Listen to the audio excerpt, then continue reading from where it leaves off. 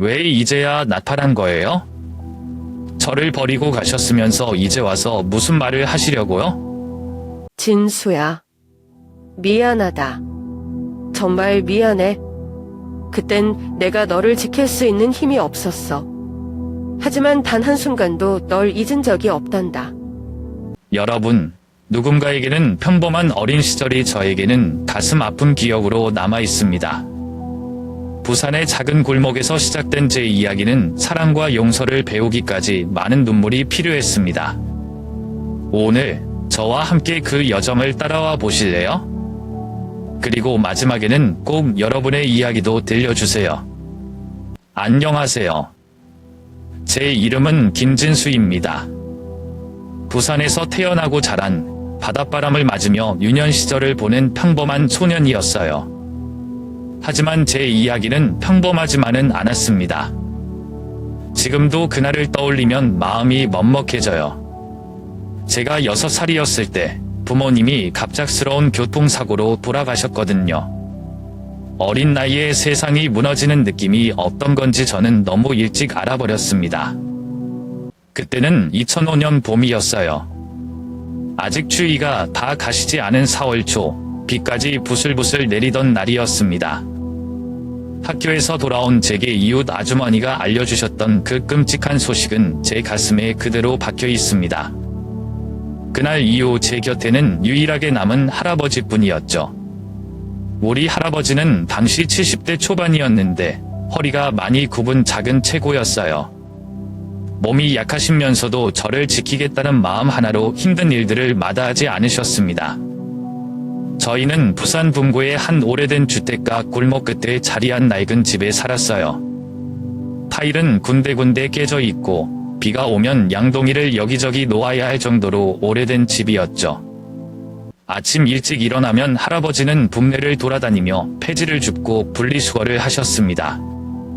종종 빈병 몇 개를 주워오셔서 고물상에 팔면 하루 2,000원, 많아야 3,000원 정도를 벌었어요. 그 돈으로 저에게 따뜻한 밥 한 끼라도 챙겨주시려 애쓰셨죠. 제가 어린 마음에 할아버지 힘들지 않으세요? 라고 물으면 할아버지는 항상 이렇게 말씀하셨어요. 진수야, 괜찮다.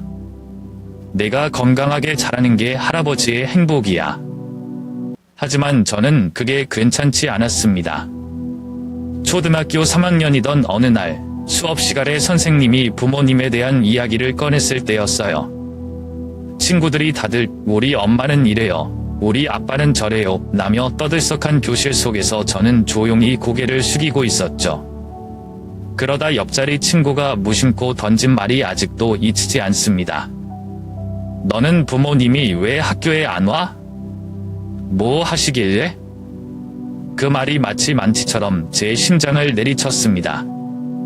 저는 아무 말도 하지 못하고 얼굴이 화끈거렸어요. 그날 집에 돌아와 할아버지 몰래 이불을 뒤집어 쓰고 엉엉 울었던 기억이 나네요. 부산의 동네는 작아요. 어른들은 서로의 집 사정을 너무나 잘 알죠. 그러다 보니 어른들 입에서 나오는 동정 섞인 말들이 저를 더 작아지게 만들었어요. 불쌍한 아이, 저 집은 먹고 살기 힘들겠어, 같은 말들. 아이들 역시 다르지 않았습니다. 저는 항상 혼자였고 학교 끝나면 바로 집으로 돌아가 할아버지의 곁에 앉아 창밖을 멍하니 바라보곤 했습니다. 그런데 가끔 할아버지는 저를 데리고 해운대 바닷가에 가주셨어요. 그곳에서 저희는 그냥 앉아 조용히 바다를 바라봤죠. 할아버지는 저에게 바다를 가리키며 말씀하셨습니다. 진수야, 저 바다처럼 넓은 마음을 가져야 한다. 힘든 일은 파도처럼 지나갈 테니까. 그 말은 제가 살아가면서 자주 떠올리게 되는 날이었습니다. 하지만 어린 저에게는 아직 파도가 지나간다는 말이 잘 와닿지 않았어요. 이렇게 제 어린 시절은 늘 그늘이 졌지만 가끔 찾아오는 작은 행복들이 있었어요. 아마 그때 제가 버틸 수 있었던 건 그런 순간들 때문이었을 겁니다. 어린 나이에 모든 걸 잊고도 할아버지의 사랑 덕분에 하루하루를 살았던 김진수, 그게 바로 제 이야기입니다. 저희 할아버지는 정말 조용하고 착한 분이셨어요. 하지만 가끔은 단호하게 말씀하실 때도 있었죠. 그게 저를 얼마나 강하게 만들어 주셨는지 이제야 알 것 같아요. 초등학교 4학년이던 어느 겨울, 저는 학교에서 친구들의 놀림을 받은 뒤 울면서 집으로 돌아왔어요.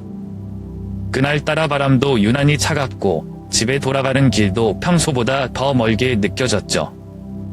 집에 도착하자마자 저는 가방을 바닥에 던지고 할아버지에게 소리쳤습니다. 학교 안 갈래요. 친구들이 저보고 가난뱅이라고 놀린단 말이에요. 할아버지는 처음엔 아무 말씀도 안 하셨어요. 그저 주름진 손으로 제 어깨를 토닥이시더니 한참 뒤에야 조용히 입을 열었습니다. 진수야, 남들이 뭐라고 해도 너는 너다.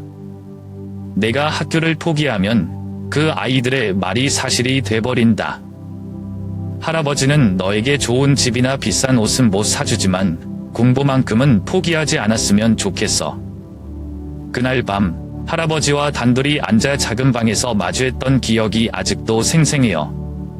오래된 전기난로가 희미하게 반을 데우고 창밖에는 눈이 내리고 있었죠. 주말이 되면 할아버지는 아침부터 부엌에서 바쁘셨어요.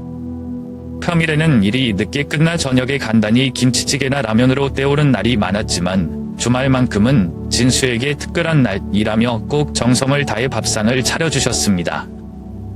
할아버지가 특별한 날이라고 말하지만 사실 메뉴는 소박했어요. 냄비에서 김이 모락모락 나는 하얀 쌀밥, 그리고 김치 한 접시. 거기에 가끔 계란 프라이가 멸치볶음이 더해지면 그것만으로도 잔치상 같았습니다. 할아버지는 오늘은 내가 좋아하는 반찬을 준비했다 라며 자랑스럽게 웃으셨죠. 한 번은 제가 할아버지께 물었어요. 할아버지, 왜 반찬이 이렇게 적어요? 그러자 할아버지는 숟가락을 내려놓고 제 머리를 쓰다듬으며 이렇게 말씀하셨어요. 진수야, 이게 다 할아버지가 줄 수 있는 최고의 밥상 이야기. 많이는 아니어도 정성이 들어가면 그게 맛있는 법이지.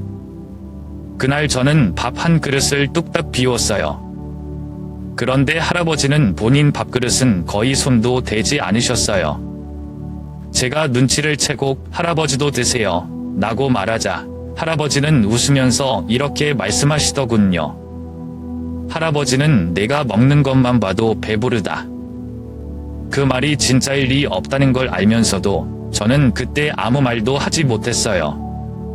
어린 마음에 괜히 먹먹해져서 밥알을 꼭꼭 씹으며 울음을 참았던 기억이 나네요. 가끔은 할아버지가 저를 데리고 동네 시장에 가셨어요. 부산 남포동 시장은 늘 시끌벅적하고 사람들로 붐볐습니다. 할아버지는 단골 아주머니한테서 작은 멸치 한 봉지를 사고 계란도 2개만 사셨어요. 오늘은 특별히 맛있는 걸 해줄게라며 기뻐하시던 할아버지의 얼굴이 아직도 잊히지 않아요. 시장 구석에 있는 분식집에서 500원짜리 떡볶이를 하나 사 먹는 날이면 저는 마치 세상에서 가장 행복한 아이가 된 것 같았어요. 할아버지는 저를 바라보며 말씀하셨어요. 진수야, 돈이 많아야 행복한 게 아니야. 이렇게 내가 웃으면 그게 행복인 거야. 그때는 그 말이 별 의미 없이 들렸지만 이제는 그게 정말 맞는 말이었다는 걸 알게 되었습니다. 그렇게 저는 할아버지와 함께 소박한 밥상에서 작은 행복을 배웠고 세상에서 무엇보다 값진 사랑을 받으며 자랐습니다. 가끔은 그 시절을 떠올리면 눈물이 나지만 한편으로는 따뜻한 기억들이 제 마음을 채워주곤 해요. 제가 12살이던 어느 봄날이었어요. 4월이 막 시작되었을 무렵이었죠. 새 학기가 시작되었지만 제 마음은 무겁지만 했습니다. 학교에서는 또 교과서를 새로 사야 했고 선생님께서는 다음 주까지 체육복과 학용품을 준비하라고 하셨거든요. 할아버지가 폐지를 팔아도 그 돈으로는 겨우 쌀 한 포대를 살 수 있을 정도였으니 이런 요구는 저희에게 정말 큰 부담이었어요. 그날도 학교에서 집으로 돌아오는 길이 유난히 길게 느껴졌습니다. 하지만 집에 도착하자마자 현관 앞에 놓여있는 봉투 하나를 발견했어요. 평범한 흰색 봉투였지만 제 이름 진수에게 라고 쓰여 있는 걸 보고 가슴이 두근 걸렸습니다. 할아버지께 봉투를 드리자 함께 봉투를 열어봤어요. 봉투 안에는 손으로 쓴 편지가 있었습니다. 삐뚤빼뚤한 글씨로 이렇게 적혀 있었어요. 진수야, 지금은 힘들겠지만 절대 포기하지 말고 공부해. 내 노력을 지켜보는 사람들이 있어. 이건 내가 더 큰 꿈을 이룰 수 있도록 작은 보험이 되었으면 좋겠어. 그리고 봉투 안에는 30만 원이 들어 있었습니다. 12살의 저에게는 그 금액이 엄청난 분처럼 느껴졌어요. 할아버지도 깜짝 놀라셨죠. 한동안 편지를 바라보시더니 눈물이 맺힌 채로 이렇게 말씀하셨어요. 진수야, 이건 하늘이 주신 기회야. 누군가 내 노력을 보고 도와주고 싶었나 보다. 할아버지도 열심히 할 테니 너도 더 열심히 공부해보자.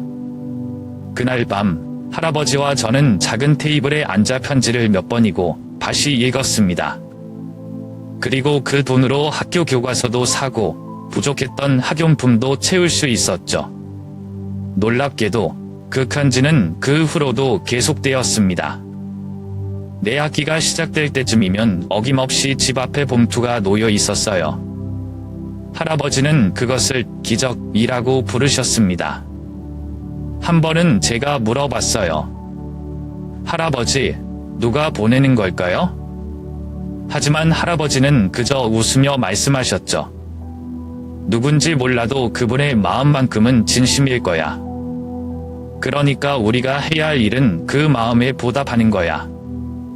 그 말이 제게는 큰 책임감으로 다가왔어요. 이분이 나를 믿고 도와주고 계신데 내가 잘못되면 안 되지. 그래서 저는 더 열심히 공부하기 시작했어요. 초등학교를 졸업할 때쯤에는 학교에서도 성적 우수자로 칭찬을 받았고 할아버지는 그날만큼은 특별히 시장에서 저를 위해 떡볶이를 사주셨어요. 시간이 흐르면서 저는 가끔 생각에 잠기고 했어요. 저를 도와준 그분은 누구일까? 왜 저를 돕고 싶으셨을까? 직접 찾아가서 감사 인사를 드리고 싶었지만 봉투에는 항상 이름도 주소도 적혀 있지 않았습니다. 할아버지는 그런 제 마음을 아셨는지 이렇게 말씀하셨죠. 진수야, 그분이 직접 나서지 않는 이유는 내가 스스로 그 길을 걸어가길 바라는 마음일 거야. 그러니까 감사한 마음을 가슴에 품고 내가 성공해서 내가 받은 은혜를 다른 사람들에게 돌려주면 돼. 그 말씀을 들으며 저는 결심했어요. 나중에 꼭 성공해서 나처럼 힘든 상황에 있는 사람들을 돕겠다고요. 그때 받은 편지는 제 삶의 방향을 완전히 바꿔놓았어요. 그리고 할아버지와 함께했던 그 시절은 제게 단순히 힘든 시간이 아니었어요.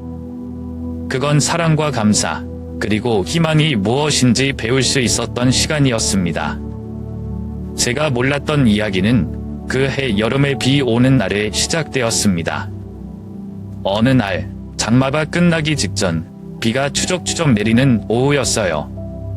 평소처럼 할아버지는 집 앞마루에 앉아 폐지 정리를 하고 계셨습니다. 저는 그날 친구 집에서 놀다가 조금 늦게 집에 들어왔는데 이상하게도 집 앞에 낯선 여성이 서 있는 걸 보았습니다. 그녀는 하얀색 한복 저고리에 은은한 꽃무늬 치마를 입고 있었어요. 겉모습은 단아하면서도 어딘가 슬픔이 배어있는 눈빛을 하고 있었습니다. 저는 그녀를 보고 누구지? 라는 생각이 들었지만 용기가 나지 않아 슬쩍 숨어서 지켜보기만 했어요. 그녀는 마치 오랜 고민 끝에 결심이라도 한 듯 할아버지에게 천천히 다가갔습니다. 두 사람은 한참 동안 이야기를 나눴는데 저는 그 대화의 내용을 전혀 알아듣지 못했어요. 다만 그녀가 눈물을 훔치며 할아버지 앞에서 허리를 굽혀 인사하던 모습만 또렷이 기억납니다. 집 안으로 들어온 할아버지는 아무 일도 없었던 것처럼 저를 맞아주셨지만 저는 왠지 모르게 그분에 대해 물어보고 싶었어요. 할아버지, 저분 누구세요? 하지만 할아버지는 짧게 대답하셨습니다. 그냥 먼 친척이다. 진수야, 그분은 너에게 좋은 사람일 거야. 그 대답이 더 이상한 기분을 들게 했지만 어린 저는 더 묻지 않았습니다. 사실 그날 할아버지와 그녀는 중요한 약속을 나눴다고 해요. 제가 6살 때 부모님이 돌아가셨다고 들었지만 사실 아빠만 사고로 돌아가셨고 엄마는 저를 두고 떠나야 했던 거죠. 그녀의 상황은 저에게 상상도 못할 만큼 복잡했나 봐요. 그날 그녀는 떨리는 목소리로 할아버지께 말했습니다. 진수 아버지가 떠난 후 저는 어떻게든 아이를 데려가고 싶었지만 제 처지가 너무 어려웠어요. 저를 용서해 주세요. 하지만 이제는 제가 진수를 위해 뭔가를 하고 싶습니다. 제발 제게 그 기회를 주세요. 할아버지는 한참 동안 아무 말 없이 그녀를 바라보셨다고 해요. 그리고 마침내 이렇게 말씀하셨죠. 진수는 지금 나와 함께 살고 있지만 내가 진심으로 돕고 싶다면 나는 막지 않겠다. 하지만 한 가지 약속해라. 절대로 진수에게 내가 엄마라는 걸 말하지 마라. 진수는 이미 너무 많이 아파했고 내가 엄마라는 걸 알면 그 마음에 또 다른 상처가 될 거다. 그녀는 그 말에 고개를 끄덕이며 눈물을 흘렸고 그날 이후로 그녀는 저를 돕는 보이지 않는 손길이 되었습니다. 그 후로도 매학기가 시작되면 그녀는 어김없이 편지와 돈을 보냈습니다. 저는 그 편지를 보며 누군가가 저를 응원하고 있다는 사실에 감사함을 느꼈지만 그 사람의 정체가 엄마일 줄은 꿈에도 몰랐어요. 한 번은 편지에 이런 말이 적혀 있었어요. 진수야, 세상은 넓고 나의 가능성은 무한하다. 내가 어려운 상황 속에서도 웃으며 살아가기를 바란다. 항상 응원할게. 그때는 단순히 저를 돕는 천사 같은 사람이라고만 생각했지만 지금 돌아보니 엄마의 마음이 그대로 담긴 말이었음을 알 것 같아요. 세월이 흘러 제가 중학생이 되었을 때 할아버지는 가끔 이런 말씀을 하셨어요. 진수야, 인생에서 우리가 가진 것만큼이나 소중한 건 누군가가 우리를 믿고 지켜봐 준다는 거란다. 그러니 그 고마움을 절대 잊지 마라. 저는 그 말씀을 가슴에 새기며 더 열심히 살아야겠다고 생각했어요. 하지만 그때까지도 엄마에 대한 비밀은 전혀 몰랐습니다. 할아버지는 끝까지 그 약속을 지키었고 저는 그저 할아버지와 제 인생에 나타난 천사에게 감사하며 하루하루를 보냈죠. 세상에는 아무리 열심히 살아도 마음대로 되지 않는 순간들이 있잖아요. 저에게 그런 순간이 찾아온 건 고등학교 2학년, 그러니까 제가 17살이던 해였어요. 그해 겨울은 유난히 해서왔습니다. 부산의 바닷바람을 뼛속까지 스며들 정도로 차가웠고 우리 집 안은 더 추웠죠. 그날도 평소처럼 학교를 마치고 돌아왔는데 마당에 할아버지가 쓰러져 계셨습니다. 놀란 가슴을 부여잡고 할아버지를 외치며 흔들어 깨웠지만 할아버지는 겨우 눈만 뜨고 저를 바라보실 뿐이었어요. 급하게 동네 병원으로 달려가니 할아버지는 폐렴이 심하게 악화되었고 당장 큰 병원으로 옮겨야 한다는 진단이 나왔습니다. 그렇게 부산대학병원에 입원했는데 병실에 누워 계신 할아버지를 보니 제가 세상을 다 잃어버린 기분이었어요. 병원비 이야기가 나오자 눈앞이 깜깜해졌습니다. 하루 이틀이면 몰라도 치료비와 입원비는 하루하루 쌓여갔어요. 병원 복도에서 고민 끝에 저는 그동안 제게 도움을 주던 보이지 않는 손길에게 마지막 기대를 걸어보기로 했습니다. 안녕하세요. 저는 진수예요. 할아버지가 많이 아프세요. 제가 할 수 있는 게 아무것도 없어서 이렇게 부탁을 드립니다. 죄송하지만 한 번만 더 도와주세요. 손으로 꾹꾹 눌러 쓴 그 편지를 병원 근처 우체통에 넣고 집으로 돌아오는 길, 제 마음은 무너지는 것 같았어요. 할아버지를 지켜주고 싶었는데 저는 아직 너무 어렸고 무력했습니다. 그렇게 며칠이 지나도 연락이 없어 이번에는 안 되겠구나 생각하고 있던 어느 날이었어요. 병원 간호사님이 급히 저를 부르셨습니다. 김진수 학생, 병원비가 처리되었어요. 누군가 대신 내주신 것 같네요. 그 순간 눈물이 왈칵 쏟아졌어요. 병원 복도 한 구석에 주저앉아 한참을 울었습니다. 세상 어딘가에 나를 지켜봐주는 사람이 있다는 생각에 미안함과 고마움이 동시에 밀려왔어요. 할아버지는 병실에 누워서도 항상 저에게 말씀하셨어요. 진수야, 할아버지 걱정 말고 내 할 일이나 열심히 해. 할아버지는 괜찮다. 그 말이 제 마음을 더욱 아프게 했습니다. 저는 병원에 다녀오면 밤늦게까지 책상에 앉아 공부했어요. 책을 펼칠 때마다 이렇게 열심히 하는 모습이라도 보여드려야 할아버지가 안심하시겠지 라는 생각이 들었거든요. 밤이면 부산의 차가운 바람이 창문 틈으로 스며들었지만 제 손에는 펜이 떨어지지 않았습니다. 결국 그의 겨울 고등학교를 졸업할 무렵 저는 서울에 있는 명문법대에 합격하게 되었습니다. 합격짐을 손에 들고 병원으로 달려가자 할아버지는 약해진 목소리로 말씀하셨습니다. 우리 진수, 기특하다. 내가 이렇게 잘해낼 줄 알았다. 그날 할아버지의 손을 꼭 잡았던 기억이 아직도 생생합니다. 하지만 그 기쁨은 오래가지 않았어요. 서울로 올라가서 입학 준비를 하던 어느 날 병원에서 전화가 걸려왔습니다. 진수야, 할아버지가 편히 가셨다. 그 순간 세상이 멈춘 것 같았어요. 제가 할아버지를 위해 노력했던 모든 순간들이 한꺼번에 떠오르며 주저앉아 한참을 울었습니다. 서울행 버스를 타고 부산으로 돌아가는 길, 창밖으로 보이는 겨울바다는 유난히도 회색빛으로 차가웠습니다. 병원 침대 위에 조용히 누워 계신 할아버지를 보며 저는 할 수 없이 마지막 인사를 했습니다. 할아버지, 저 열심히 살게요. 정말 잘 될 거예요. 그러니까 하늘에서 꼭 지켜봐 주세요. 할아버지를 떠나보낸 뒤 한동안은 밥도 제대로 먹지 못하고 방 안에 틀어박혀 있었습니다. 하지만 어느 날 할아버지의 말씀이 떠올랐어요. 진수야, 내가 넘어져도 다시 일어나는 게 중요하다. 그게 진짜 강한 사람이야. 그 말을 되새기며 저는 다시 일어섰습니다.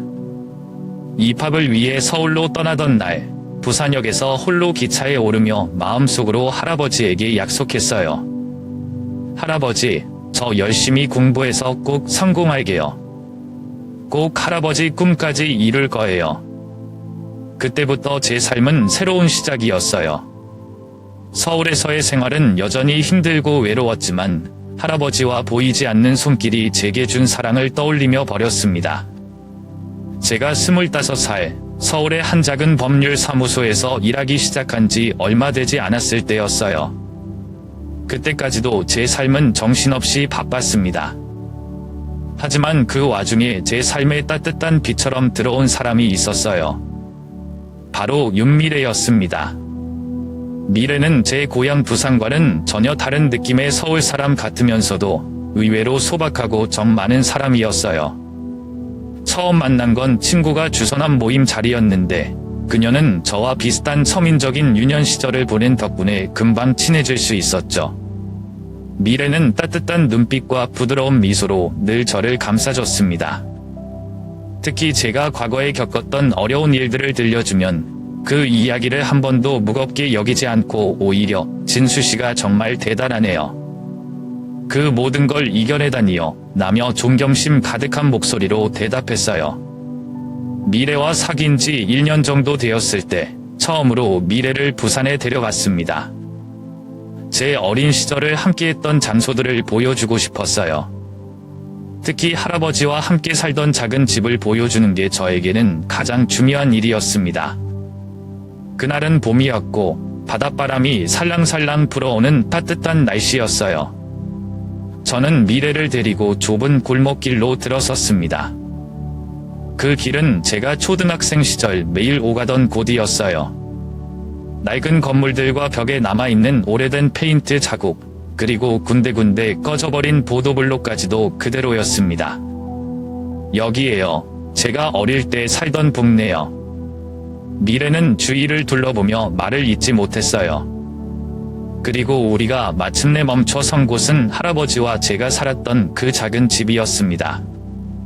지금은 사람이 살지 않는 듯 창문도 닫혀 있고 문도 낡아 있었지만 저는 그 집을 보자마자 어린 시절의 기억이 떠올랐어요. 여기서 제가 할아버지랑 살았어요. 6평 남짓한 작은 집이었는데 제겐 세상에서 가장 큰 집처럼 느껴졌어요. 미래는 눈물을 글썽이며 제 손을 꼭 잡았습니다. 진수 씨가 여기서 살았다니. 그 어려운 환경에서도 이렇게 멋지게 살아온 게 정말 대단해요. 그날 저녁, 우리는 할아버지가 묻혀 계신 묘소를 찾았습니다. 작은 꽃다발과 과일 몇 가지를 준비해 함께 갔죠. 저는 묘소 앞에 앉아 미래에게 할아버지 이야기를 들려주었습니다. 할아버지는 제가 세상에서 가장 존경하는 분이에요. 아침마다 폐지를 주어서 생계를 유지하면서도 한 번도 제게 원망 섞인 말씀을 하신 적이 없어요. 진수야, 공부 열심히 하면 너는 반드시 잘 될 거야. 그 한마디로 제가 여기까지 올 수 있었던 것 같아요. 미래는 조용히 듣고 있다가 제 손을 잡고 나지막히 말했습니다. 진수 씨는 정말 좋은 할아버지와 함께했네요. 그리고 그분이 진수 씨를 얼마나 자랑스러워하실지 저는 너무 잘 알 것 같아요. 미래와 함께 있으면 마음이 참 편안해졌어요. 그녀는 제가 할아버지와의 추억을 떠올릴 때마다 그것을 마치 자기 일처럼 소중히 여겼습니다. 진수 씨는 혼자가 아니에요. 할아버지도 항상 곁에 계셨고 앞으로도 많은 사람들이 진수 씨 곁에 있을 거예요. 그날 밤 부산 바닷가에서 미래와 함께 걷던 기억이 아직도 생생합니다. 잔잔히 들려오는 파도 소리와 밤하늘의 별빛 아래 그녀의 손을 꼭 잡으며 저는 다짐했습니다. 할아버지, 미래가 제 곁에 있어요. 저 앞으로도 열심히 살겠습니다. 그리고 누군가에게 도움을 줄 수 있는 사람이 되겠습니다. 그 이후로 미래와 저는 서로를 더욱 아끼며 살아갔습니다.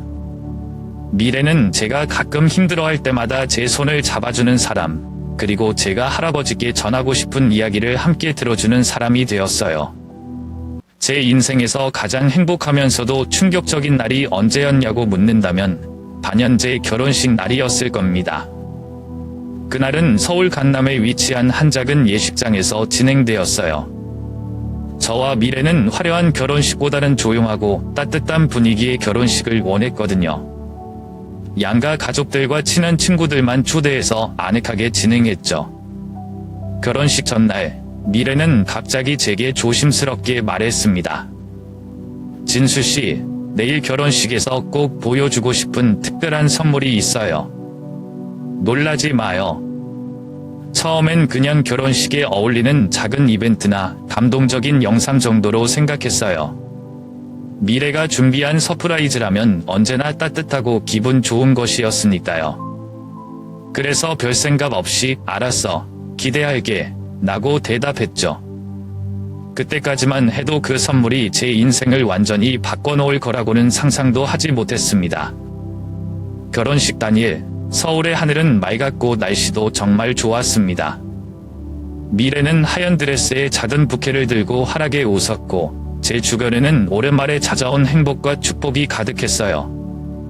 할아버지께서 살아계셨다면 얼마나 좋아하셨을까 하늘을 보며 그런 생각도 잠깐 했습니다.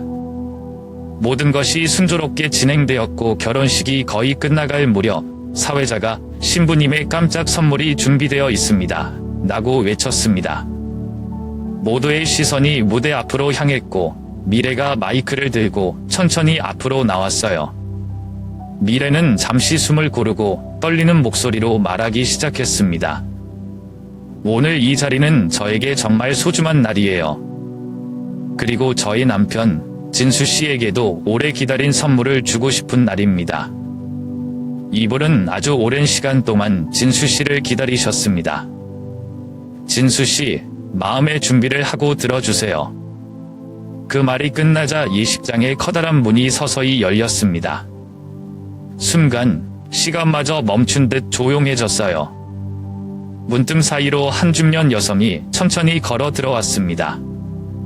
그녀는 옅은 하늘색 한복을 입고 있었고 얼굴은 어딘가 모르게 수줍고 떨려 보였어요.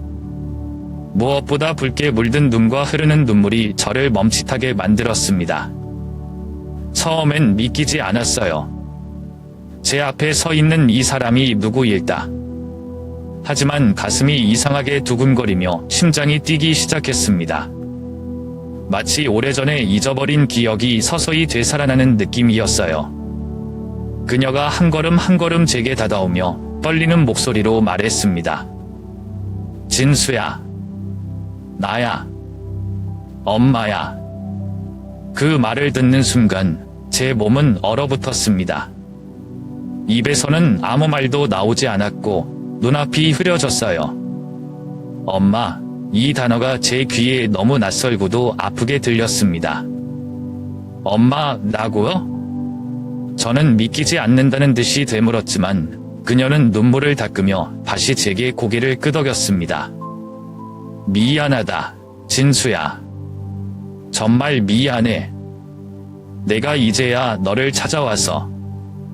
그 순간 제 안에 있던 감정이 마구 뒤섞였어요. 분노, 슬픔, 그리움, 그리고 설명할 수 없는 안도감까지. 왜 이제야 찾아왔는지, 왜 나를 두고 떠났는지 묻고 싶은 말이 쏟아질 뻔했지만 동시에 오랜 세월 동안 제 곁에 있어주지 못한 그녀의 죄책감과 아픔이 느껴졌습니다. 미래는 제 옆에서 조용히 제 손을 잡아주며 말했습니다. 진수씨, 너무 많이 힘들었죠? 이제는 이 아픔을 풀고 함께 가요. 결혼식장 문이 열리고 엄마라고 불리는 그분이 들어오던 순간 제 머릿속은 하얘졌습니다. 아무런 말도 할 수 없었고 그저 멍하니 그분을 바라볼 수밖에 없었어요. 손은 떨리고 심장은 터질 듯이 뛰었지만 몸은 움직이지 않았습니다. 그녀, 아니, 엄마는 조심스레 제 앞으로 다가와 무릎을 꿇었습니다. 하늘색 한복 치마 자락이 바닥에 닿았고 그녀의 어깨가 미세하게 떨리는 게 보였습니다. 그 작은 떨림조차 저에게는 오랜 세월의 무게처럼 느껴졌습니다. 진수야. 엄마의 목소리는 떨면서도 조심스러웠습니다. 마치 제게 무언가를 말할 자격이 없다고 생각하는 듯한 느낌이었어요. 엄마가 정말 미안하다. 엄마의 목소리는 제 가슴을 후벼 파는 듯했습니다. 저를 두고 떠난 그 순간부터 지금까지 수없이 궁금했지만 차마 물어보지 못했던 질문들, 억눌렀던 감정들이 모두 올라왔습니다. 왜 이제야 나타난 거예요? 왜 저를 버리고 가셨던 거예요? 제 목소리는 떨렸고 제 자신도 모르게 눈물이 차올랐습니다. 엄마는 고개를 숙인 채 흐느끼며 말했습니다. 그때는 정말 방법이 없었어. 내 아버지가 세상을 떠나고 엄마는 아무것도 가진 게 없었다. 너를 지킬 수 있는 힘이 없었어. 그 말이 끝나자마자 엄마는 두 손을 모아 제 앞에 엎드렸습니다. 결혼식장 안은 조용했고 사람들은 숨소리마저 내지 않으며 그 장면을 지켜보고 있었어요. 그래도 엄마는 너를 포기할 수 없었어. 그래서 할아버지께 부탁드리고 뒤에서 너를 지켜볼 수밖에 없었단다. 그동안 보낸 편지와 돈은 모두 엄마가 할 수 있는 전부였어. 그 말을 듣는 순간 제 안에 쌓여있던 모든 감정이 터져나왔습니다. 어린 시절 느꼈던 외로움, 버려졌다는 슬픔, 그리고 엄마를 그리워했던 시간들이 한꺼번에 밀려왔어요. 엄마는 제게 사죄의 눈물을 흘렸지만 사실 저도 엄마를 원망하고 싶지 않았습니다. 그 순간 제 입에서는 이런 말이 나왔습니다. 저는 이 품이 필요했어요. 이 품을 기다렸단 말이에요. 그렇게 말하고 나서 저는 주저없이 엄마를 꼭 안았습니다. 차가운 결혼식장 바닥에서 무릎을 꿇고 있는 엄마를 부둥켜 안고 우리는 한참 동안 아무 말 없이 울기만 했습니다. 제 가슴의 품은 엄마의 체온은 너무 따뜻했고 그 순간 저는 깨달았습니다. 이게 바로 내가 그토록 원했던 엄마의 품이구나.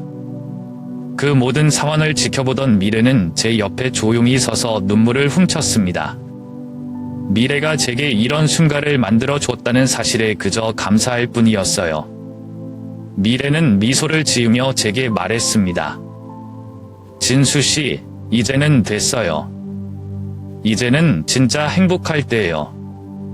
그동안 너무 혼자서 힘들어했잖아요. 그녀의 말에 저는 고개를 끄덕이며 엄마의 손을 꼭 잡았습니다. 결혼식은 생각지도 못한 감동의 순간으로 마무리되었습니다. 저와 엄마는 다시 서로의 존재를 확인했고 마음에 남아있던 오랜 상처와 오해를 조금씩 풀기 시작했습니다. 결혼식이 끝난 후 엄마와 함께 조용한 곳에 앉아 차를 마시며 이야기를 나눴어요. 엄마는 지난 세월 동안 저를 얼마나 그리워했는지 매년 제 생일이면 몰래 제가 있는 곳을 찾아와 먼발치에서 지켜만 보았다는 이야기를 해주었습니다. 그 이야기를 들으며 저는 어린 시절 버려졌다고 생각했던 상처가 조금씩 치유되는 기분이 들었어요. 엄마는 마지막으로 이렇게 말했습니다. 이제부터라도 내가 너를 위해 해줄 수 있는 게 있다면 무엇이든 할게. 너무 늦었지만 엄마로서 내 곁에 있고 싶단다. 그 말을 들으며 저는 마음 깊이 다짐했습니다. 이제부터는 우리 함께해요. 저도 엄마에게 해주고 싶은 게 많아요. 이 이야기를 들으면서 여러분은 어떤 생각이 드셨나요? 가족이라는 이름은 때로 아프기도 하지만 그만큼 소중하고 따뜻한 존재 아닐까요? 오랜 세월이 걸리더라도 결국 진심은 전해진다는 걸 저는 깨달았습니다. 혹시 여러분 곁에도 오랜 시간 만나지 못한 누군가가 있다면 조금만 용기를 내어보는 건 어떨까요? 때로는 늦었다고 생각한 순간이 새로운 시작일지도 모릅니다. 결혼식이 끝난 후 제 삶은 마치 새로운 책을 펴듯이 다시 시작되는 느낌이었습니다. 그날의 감동과 눈물은 아직도 제 가슴 한구석에 자리 잡고 있지만 이제는 그 눈물이 슬픔이 아니라 따뜻한 위로로 느껴졌습니다. 엄마와의 재회 후 우리는 서서히 서로의 빈자리를 채워나갔습니다. 처음에는 어색하고 조심스러웠어요. 엄마도 저도 무엇부터 시작해야 할지 몰랐거든요. 함께 식사라도 하면 말수가 적어지고 그저 밥만 꾸역꾸역 먹던 날이 많았습니다. 하지만 시간이 지나면서 조금씩 변화가 찾아왔어요. 한 번은 엄마가 저를 집으로 초대했어요. 그날은 초여름이었고 서울 한 구석의 조용한 동네에 자리 잡은 작은 아파트였습니다. 문을 열고 들어가자마자 반찬 냄새가 퍼졌는데 그 향이 어쩐지 할아버지와 살던 시절 먹던 멸치볶음과 닮아 있었습니다. 진수야, 내가 좋아했던 반찬들 해봤어. 많이 서툴지만 맛은 볼 만할 거야. 그 말에 저는 잠시 울컥했지만 아무렇지 않은 척 웃으며 잘 먹겠습니다. 라고 대답했어요. 그날 엄마는 조심스레 물었어요. 할아버지는 어떤 분이셨니? 저는 할아버지에 대해 하나하나 이야기해줬습니다. 할아버지의 작은 웃음과 잔소리, 그분이 만들어준 소박한 밥상까지. 엄마는 제 이야기를 들으며 눈물을 훔쳤지만 그 눈물에는 후회와 그리움이 섞여 있었습니다. 미래는 언제나 제 곁에서 묵묵히 지켜봐주는 사람이었습니다. 미래가 없었다면 이 모든 감정의 소용돌이를 이겨내지 못했을지도 모릅니다. 어느 날 엄마와 저, 그리고 미래가 함께 식사 자리를 가진 적이 있었어요. 작은 식당에서 셋이 앉아 따뜻한 된장찌개를 먹었는데 미래는 조용히 웃으며 엄마에게 말했어요. 어머니, 진수 씨가 그동안 참 많이 외로웠어요. 이제는 어머니와 함께 행복할 수 있을 거예요. 엄마는 그 말을 듣고 제 손을 꼭 찾으셨습니다. 그래, 이제라도 엄마가 내 곁에서 노력할게. 너무 늦었지만 앞으로 우리 같이 행복하자. 그때 저는 알았습니다. 지난날의 상처를 완전히 지우기는 어렵지만 그 상처를 덮고 다시 사랑을 채워 넣을 수는 있다는 것을요. 어느 날 엄마는 저를 새로운 가족에게 소개했습니다. 엄마는 세월이 흘러 다시 가정을 꾸렸고 제겐 의붓 여동생이 하나 있었어요. 처음에는 낯설었지만 동생은 마치 오래전부터 저를 알고 지낸 사람처럼 다가왔습니다. 형, 이제 우리 같이 자주 봐요. 엄마가 형 얘기 정말 많이 했어요. 그날 저녁, 엄마의 집에서 가족들과 둘러앉아 밥을 먹으면서 문득 이런 생각이 들었습니다. 이게 바로 내가 그토록 원하던 평범한 가족의 모습이구나. 작은 식탁 위에는 김치찌개, 계란말이, 그리고 엄마가 정성껏 준비한 반찬들이 놓여 있었습니다. 따뜻한 밥 한 숟가락을 먹으며 저는 속으로 할아버지께 조용히 중얼거렸어요. 할아버지, 저 이제 괜찮아요. 가족이 생겼어요. 제 걱정은 이제 그만 놓아주세요. 사람들은 종종 묻습니다. 어떻게 그렇게 힘든 과거를 극복하고 다시 사랑할 수 있었냐고요. 하지만 제가 깨달은 건 용서는 상대방을 위한 게 아니라 내 자신을 위한 거라는 겁니다. 용서하지 못하고 상처를 껴안고 살아간다면 결국 힘든 건 나 자신뿐이니까요. 엄마와의 화해, 그리고 미래와 함께 만들어가는 삶은 제게 새로운 시작을 의미했습니다. 이제 더 이상 과거에 갇혀 살지 않고 사랑과 감사로 하루하루를 채우며 살아갑니다. 혹시 여러분도 마음 한구석에 용서하지 못한 사람이 있나요?